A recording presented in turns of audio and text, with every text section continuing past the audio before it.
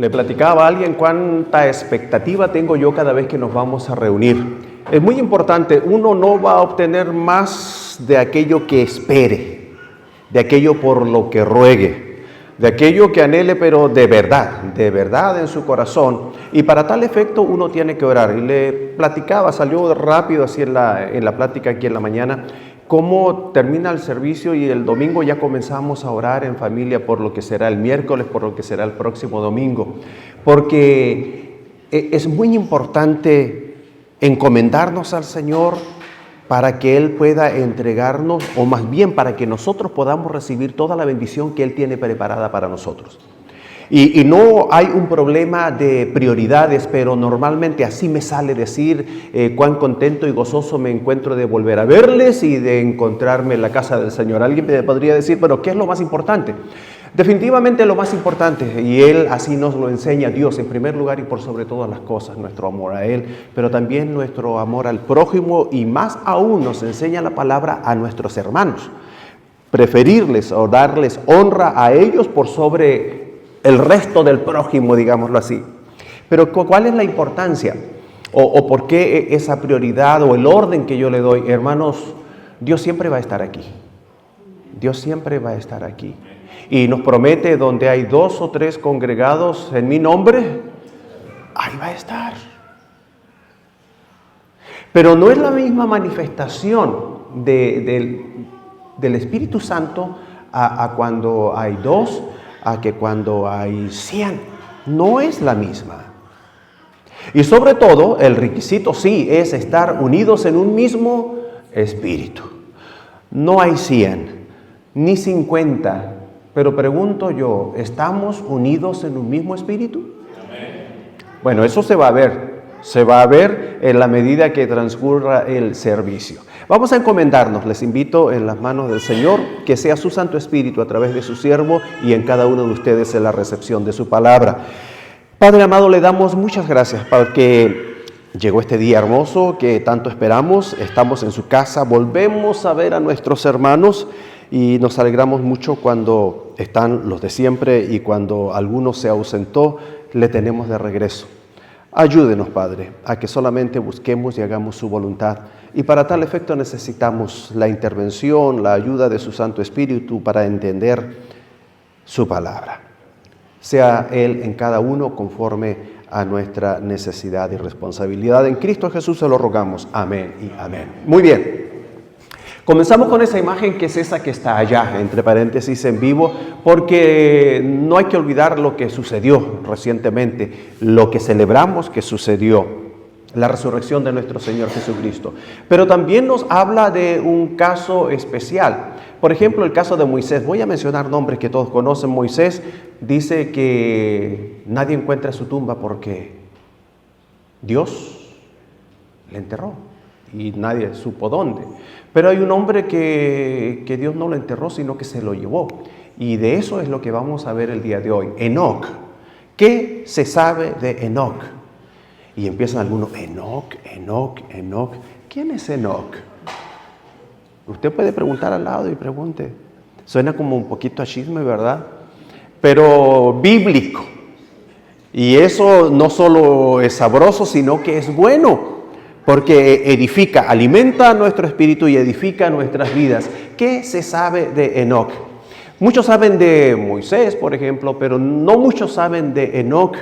Y los que están leyendo la Biblia ya pasaron por ahí hace mucho rato, pero habrá quedado alguna duda, porque todavía están leyendo el Antiguo Testamento y probablemente no hicieron referencias al Nuevo. Ahora, ¿qué se sabe de usted? No me diga qué se sabe de mí, pero piense y reflexione qué se sabe de usted. Es bien importante porque a algunos no nos queda mucho tiempo, técnicamente, teóricamente. A otros pudiera quedarles toda una vida por delante. Y eso es bueno y qué bueno fuera porque eso quiere decir que pueden hacer mucho. Los del primer grupo que mencioné, ya no queda tanto. Razón por la cual hay que aprovechar cada día, cada hora, cada minuto. Es para usted, mi hermano, mi hermana, que pudiéramos decir que ya es abuelito o abuelita, ya estamos en ese grupo. ¿Qué se va a decir de usted? Es importante cómo se haya vivido toda una vida, pero ¿sabe qué? Todavía más importante es terminar bien. Y eso solamente o se sabrá, o se dirá, o se evaluará cuando ya no estemos presentes. Pero si nosotros comenzamos a preocuparnos desde ya, podemos influir o influenciar en cuál vaya a ser ese comentario de cómo vivió. Muy bien. En Génesis, el capítulo 5, versículos 1 al 24, esencialmente en el Antiguo Testamento encontramos la historia de él. ¿Y qué nos dice? Dice, vivió Enoc 65 años y engendró a Matusalén. Y caminó Enoc con Dios después que engendró a Matusalén 300 años y engendró hijos e hijas. Y fueron todos los días de Enoc 365 años. Caminó pues Enoc con Dios y desapareció porque le llevó Dios. ¿Cuántos años vivió? 365. Pero ¿sabe que su hijo vivió todavía mucho más? 969. No vamos a analizar cómo serían los años. Yo creo que los años eran años simplemente, tal cual como nos dice la palabra. Pues vamos a ver la vida de él. En primer lugar, Enoc. Él tuvo una experiencia, como ya lo dije, única. No hay una tumba donde descansen sus restos porque él no conoció la muerte. Y ya vamos a llegar a ese punto. Eso quiere decir que fue traspuesto. Dios lo tomó y se lo llevó. Pero para que una persona haya tenido ese privilegio y esa experiencia para ser utilizada a su vez como un tipo de lo que sería el rapto, el arrebatamiento en su momento, cuando llegue, definitivamente tiene que haber él tenido una vida muy especial. Y lo fue, aunque en muy pocas palabras se nos dice cómo lo fue. Vamos a comenzar revisando su vida y usted puede comenzar a pensar un poquito en la suya. ¿Cuál es su conversión? Los versículos 21 y 22 de Génesis capítulo 5 nos dice, vivió Enoc 65 años, o sea, él tenía 65 años cuando engendró o tuvo, en nuestros términos coloquiales, a Matusalén. Y luego se nos agrega esta expresión, y caminó Enoc con Dios. Después que engendró a Matusalén 300 años y engendró hijos e hijas. Eso quiere decir que si tuviéramos que hablar, entre comillas, de conversión, o sea, desde cuál fue el punto o el momento en la vida de Enoc en el cual él comenzó a tener una relación especial con Dios. Lo que en el presente nosotros hablaríamos de conversión. No es específica la palabra en decirnos que fue a tal o cual edad. Pudo haber tenido antes de engendrar a Matusalén algún tipo de relación. Sin embargo, no cabe la menor duda que a partir de ese momento la relación de Enoc con Dios fue diferente, fue especial, fue mejor. Les voy a decir, la nueva traducción viviente, que es una traducción confiable, dice, después del nacimiento de Matusalén, Enoc vivió en íntima comunión con Dios 300 años más. No significa necesariamente que antes de eso él no tuviera una relación o que no tuviera una relación de intimidad con Dios, pero sin lugar a dudas, basado en lo que les voy a presentar, a partir de los 65 años, cuando engendró a Matusalén, él tuvo una experiencia que definitivamente marcó su relación con Dios para bien. ¿Cuál es esta? La paternidad. No se nos dice que haya tenido hijos antes, pero si esta fue el inicio de su paternidad, eso quiere decir que fue el inicio de una nueva vida. Todo papá, toda mamá sabe que la vida les cambia. ¿Es así o no? Ya no duermen,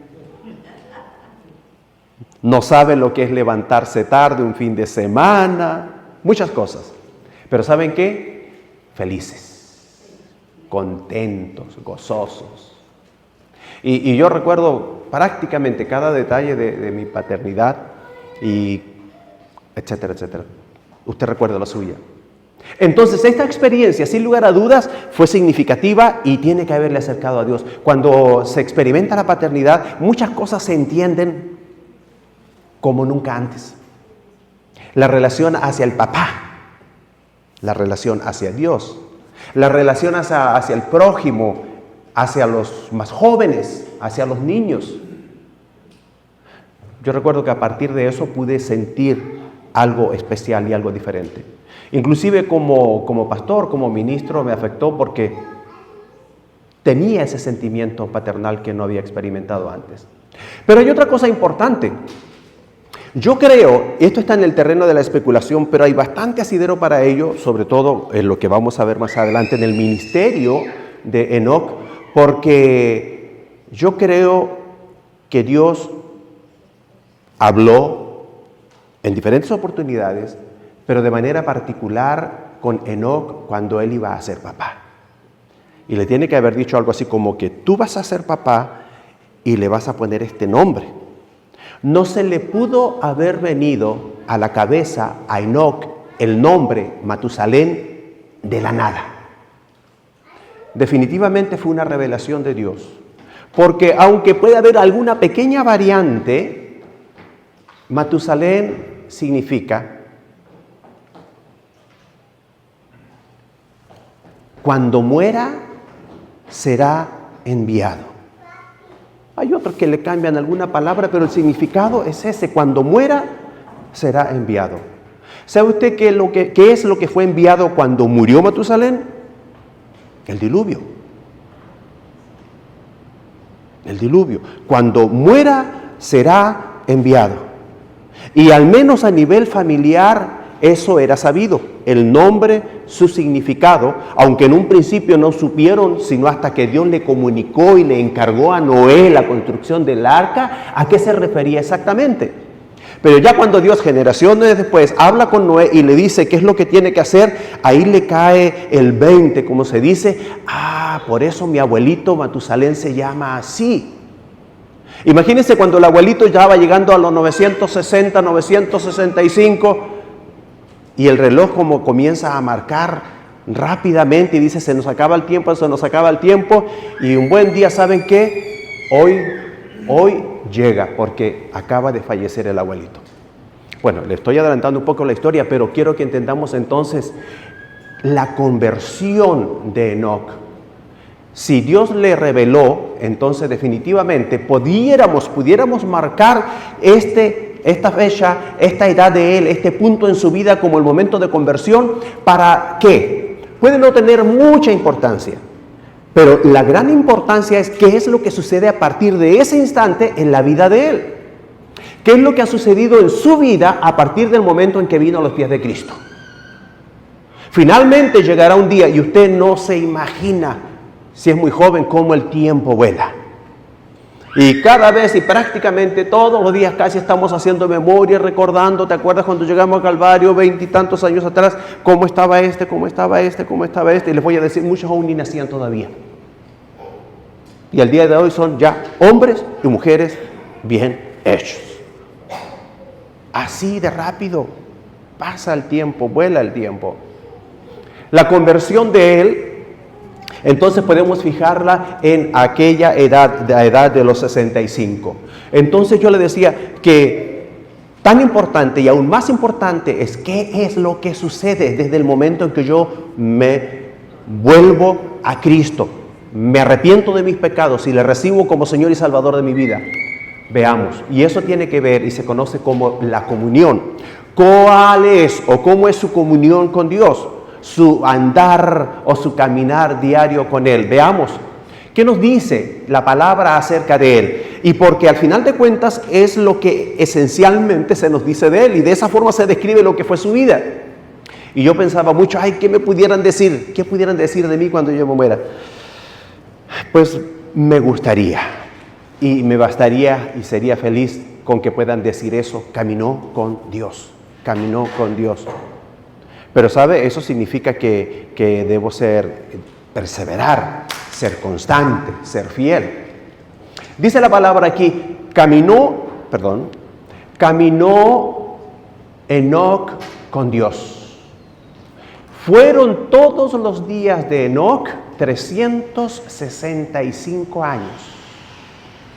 Y caminó Enoc con Dios. Destaco lo importante, lo que nos habla acerca de esa comunión. ¿Qué nos dice acerca de la comunión de Enoc con Dios?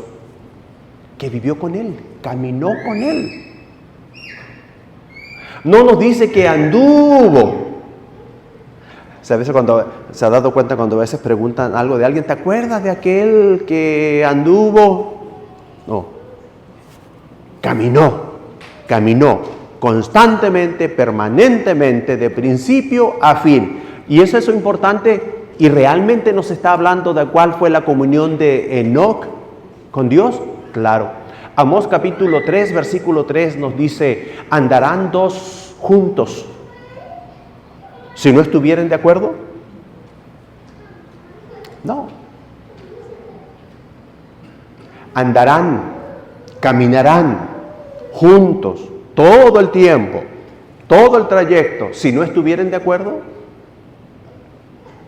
De hecho, recuerde usted por un instante cuál era la relación, la comunión de Dios con Adán y Eva en un principio en el huerto del Edén. Caminaban juntos a la luz del día y conversaban. Había una comunión perfecta hasta un buen día en que el hombre y la mujer pecan y viene Dios a su encuentro y a su caminata diaria con el hombre y con la mujer y se encuentra que no están. ¿Por qué? Porque le fallaron. Fueron infieles al desobedecerle y se escondieron. Bueno, nos dice aquí acerca de Enoc que él caminó constantemente con Dios, perseveró y lo hizo hasta el fin. La comunión de Enoc en Hebreos capítulo 11, versículo 6, que vamos a volver después a este pasaje otra vez, nos dice, pero sin fe es imposible agradar a Dios, porque es necesario que el que se acerca a Dios crea que le hay y que es galardonador de los que le buscan. Fíjense, hermanos, que sobre este pasaje, y yo se los quiero poner también como inquietud para que lo puedan pensar. Pensaba mucho durante, ya no solo esta semana, pero especialmente en esta semana. El tema de la fe creo que es un tema que hemos tocado en más de una oportunidad. Él tenía fe, él creyó. Y no solo eso, sino que vamos a ver cómo se confirma lo que es la fe de Enoc, pero definitivamente. Pero sin fe es imposible agradar a Dios. Cuando nosotros venimos a la iglesia, venimos a adorar. Y usted me dice, sí, es que yo vengo por esto. Sí, yo sé que usted viene a lo mejor por muchas cosas. Y puede venir por todo lo demás. Pero su principal motivo debe ser para adorar. Para adorar. Buscad primeramente el reino de Dios y su justicia, y todas las demás cosas vendrán por añadidura. Usted venga a adorar, porque si no, ¿cuándo lo va a hacer? Y Dios habita en la alabanza de su pueblo. Por eso adoramos también, lo hacemos en casa, y usted lo hace cada mañana cuando se levanta y hace oración y empieza a leerse la palabra, y durante el día sigue adorando, pero Él se agrada de eso, porque recuerde que somos un cuerpo. Cada uno es un individuo, es un miembro, pero somos un cuerpo que se conoce como el cuerpo de Cristo, cuya cabeza es Cristo. La iglesia también como la esposa del Cordero.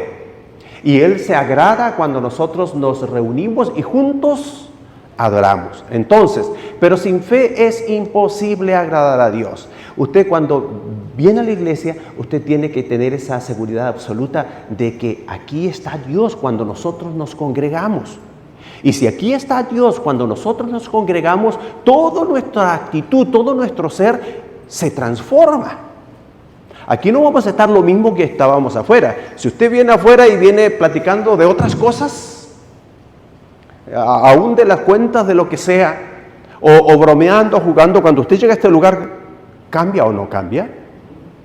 Llegamos al templo, que es la casa de Dios, y del Dios vivo, y de un Dios que es santo. 3 veces santo y todopoderoso. Todo eso tiene que inspirar en nosotros un respeto, un temor reverente. Entonces cambia toda nuestra actitud. Ahora, porque es necesario que el que se acerca a Dios crea que le hay. Si usted viene a la iglesia es porque usted se está acercando a Dios, porque usted viene a donde Él está. Viene a ver a sus hermanos también, pero viene a ver a Dios donde Él está. Porque es necesario que el que se acerca a Dios crea que le hay, crea que Él está aquí. Y si usted verdaderamente cree que Él está aquí, todo cambia. Y vuelvo a decir, aún desde antes de entrar y aún toda la actitud. Aquí hay respeto. Y que es galardonador de los que le buscan, hermanos. Si usted viene con fe, creyendo, con un propósito específico, definido, correcto, prioritario, correcto, que es ver a Dios, reencontrarse con Dios, adorar congregacionalmente, y todo eso creyéndolo, ¿sabe qué es lo que va a ocurrir? Dios es galardonador de los que le buscan. Entonces Él premia, Él recompensa, Él responde. Esto es como adicional. Y usted va a sentir, mire, hay una gran diferencia. A veces podemos estar todos como bien felices y salir de este lugar y todos bastante felices. Pero a veces alguno no sale muy feliz. Y alguno dirá, qué bonito estuvo hoy. Me gocé en la presencia del Señor. Pero otro puede decir, otra vez, lo mismo, la trae conmigo.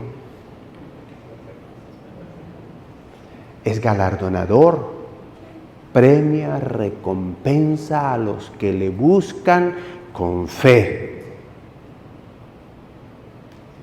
A ver, es que a lo mejor ese que se fue así como que medio vacío, como que no obtuvo lo que esperaba, ni siquiera sabía lo que venía.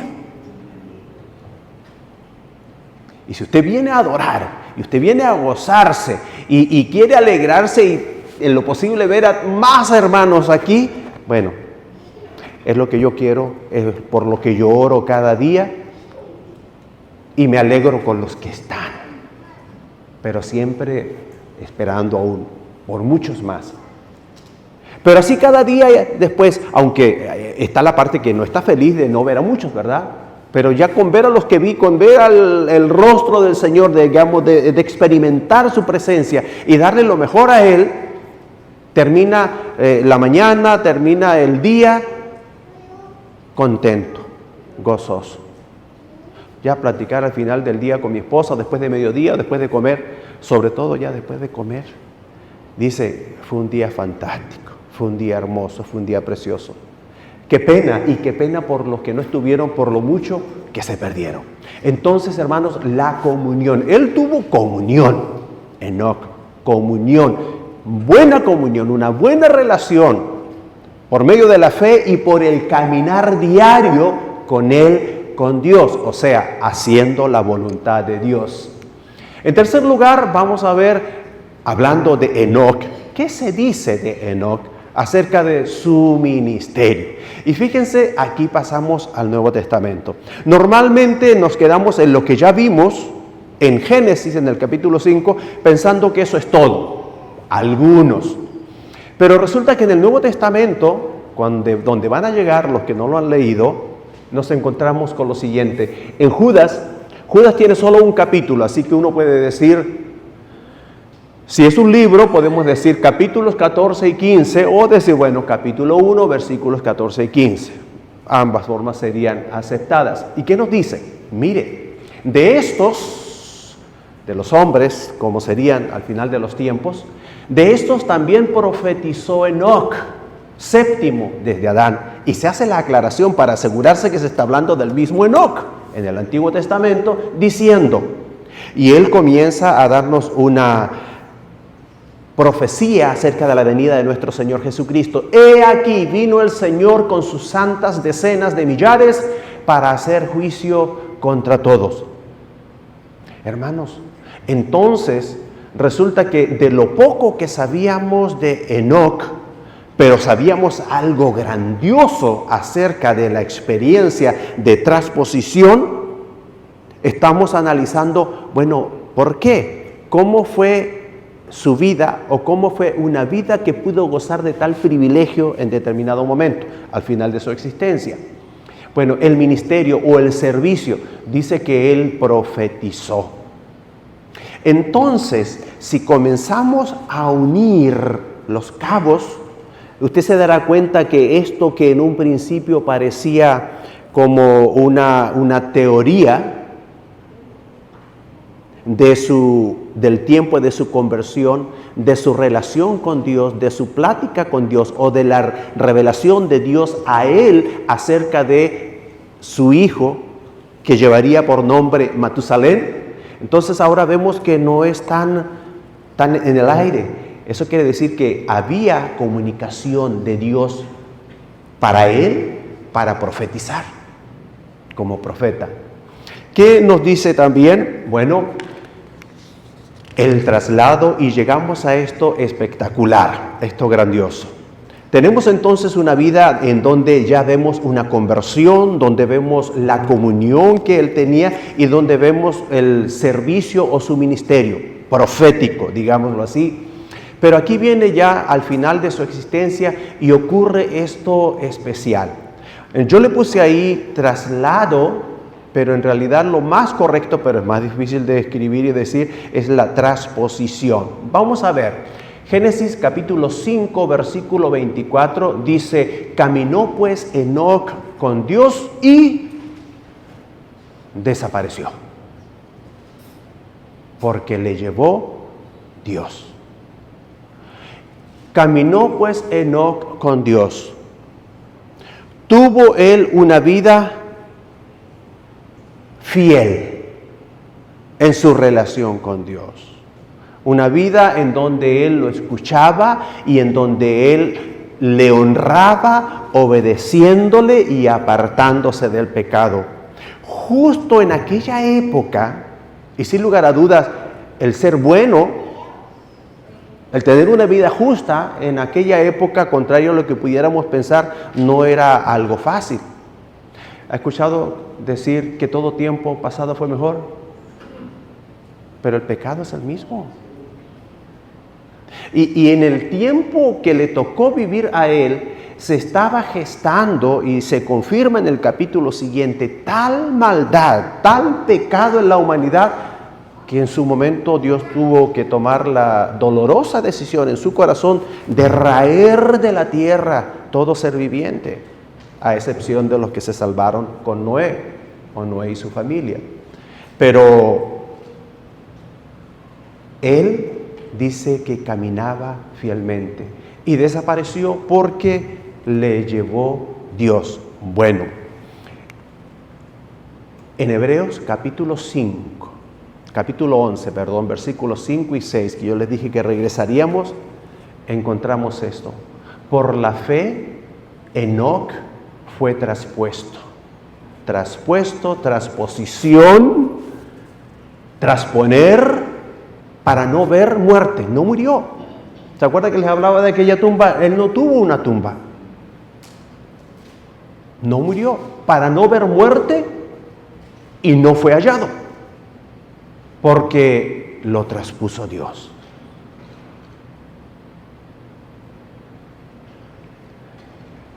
Todos quieren a los abuelitos en la familia. Bueno, los abuelitos son muy queridos en las familias. Algún día sabré yo qué es eso también. Cuando esté bien abuelito, a eso me refiero. Y si se pierde un abuelito,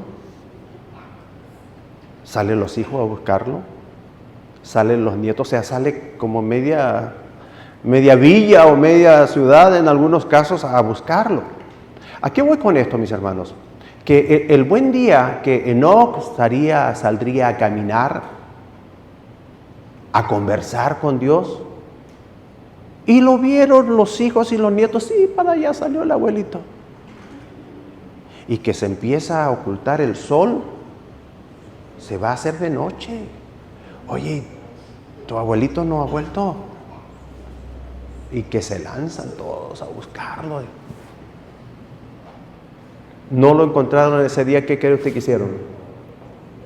Tiene que haber estado varios días. Para allá, para allá, para allá, para allá. Pero no lo encontraron.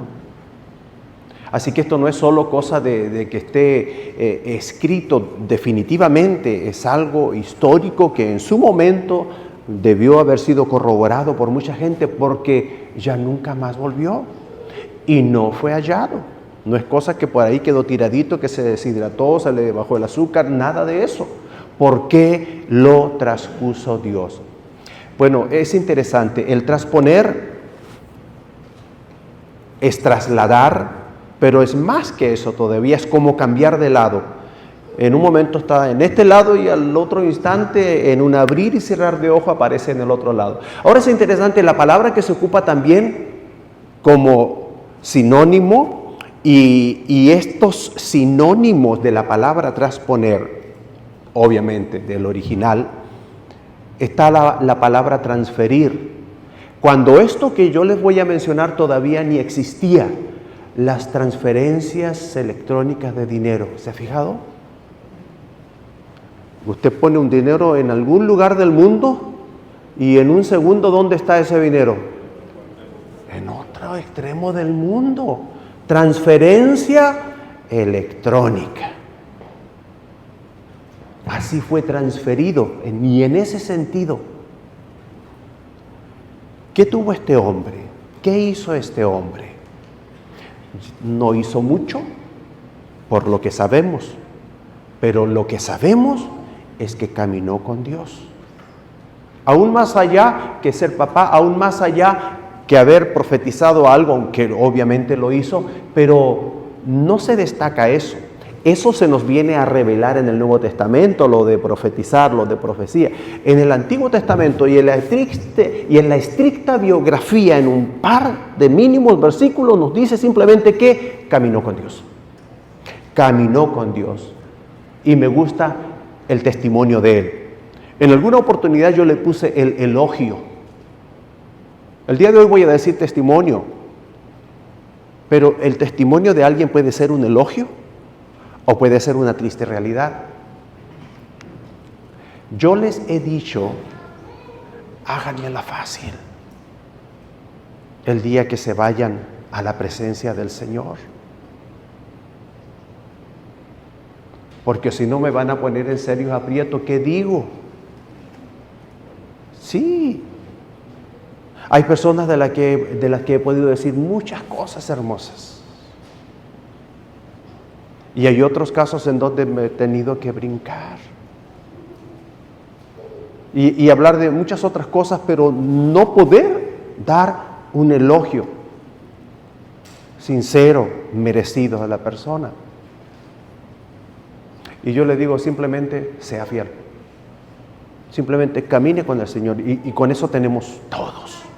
Usted, nosotros. Bueno, el testimonio de Enoc. Y antes que fuese traspuesto, tuvo testimonio de haber agradado a Dios. Entonces, toda nuestra existencia, lo único que debemos hacer es procurar agradar a Dios. Será difícil, mire, a algunos se les complica a veces la existencia. Y cuando hablamos de fe, de agradar a Dios, algunos dicen, es que yo no sé mucho, no sé de mucho de la religión y todo eso.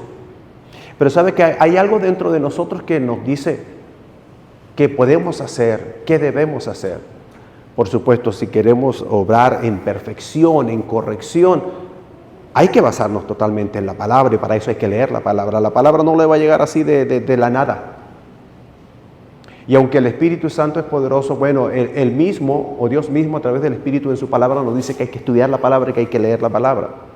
Y que el Espíritu Santo luego nos va a enseñar, nos va a recordar, nos va a aconsejar, pero necesita una base de la cual nosotros hayamos cumplido nuestra parte, que es la lectura. Y luego viene el Espíritu y le comienza a recordar y le comienza a recordar todo aquello que usted fue leyendo. Y luego le comienza a ayudar a entender lo que significaba y cómo se aplica eso a su vida en el presente. Y luego lo lleva a situaciones aún más profundas en donde comienza a atar los cabos. Esto me recuerda lo que dice, lo que leí, que escuché, que está en tal o cual lugar. Entonces, ¿cómo le hace usted? La palabra la necesitamos para agradar a Dios en todo. Pero ¿sabe que cuando alguien ama a otra persona, se va a equivocar? Sí, no somos perfectos.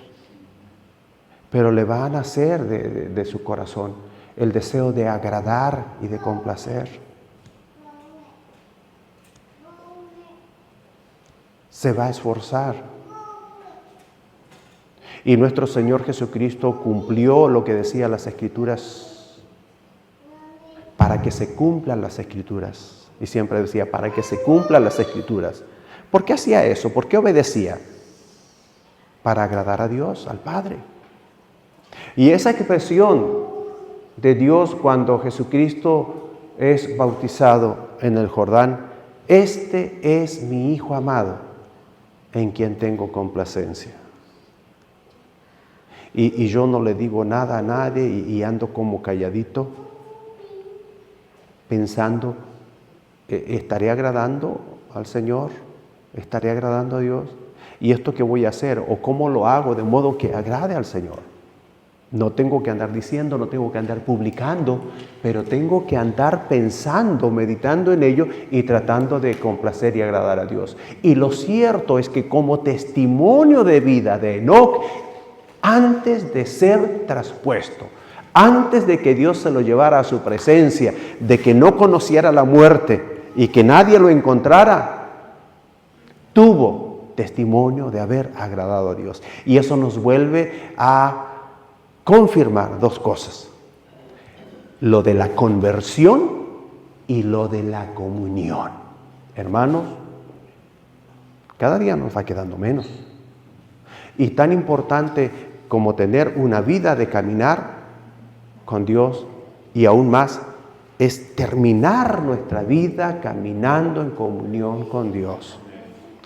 No importa la edad que se tenga, tristemente, aún en la última etapa de la vida se puede fallar, se puede pecar, se pueden cometer errores y eso pueden cambiar drásticamente todo su testimonio de vida. Pero sin fe es imposible agradar a Dios, porque es necesario que el que se acerca a Dios crea que le hay y que es galardonador de los que le buscan. Definitivamente, al decir que él tuvo testimonio de haber agradado a Dios, es que él tuvo la fe necesaria, la fe suficiente y lo más importante, una fe verdadera, una fe viva. ¿Y cuál es esta? La que es respaldada con la acción. No solo palabras, sino hechos. Hermanos, el día de hoy hemos ahondado, si se quiere, un poquito en un personaje no muy conocido, pero sin embargo que nos deja una gran lección, que es el caminar con Dios. Y usted tiene para llevar a casa y reflexionar qué se sabe de nosotros en el presente, pero aún más, asumiendo que todo lo que se sepa es bueno, de que usted está caminando con Dios. ¿Qué se dirá de usted? ¿Qué se dirá de nosotros? ¿Qué se dirá cuando ya no esté? ¿Es importante? Es importante. Es importante porque nosotros ya no estaremos, pero estarán los hijos, estarán los nietos y los bisnietos. Y lo que ellos digan de nosotros es lo que les habrá impactado y es lo que les va a inspirar. El abuelito caminó con Dios, la abuelita caminó con Dios, la abuelita leía la Biblia todos los días, yo la vi. La abuelita oraba y la abuelita cuando me veía oraba por mí, me bendecía y así sucesivamente. Hermanos, la invitación es a esforzarse grandemente por mejorar, por transformar aquello que pueda ser mejorado en su vida. Yo le invito a que pueda inclinar sus rostros y vamos a orar al Señor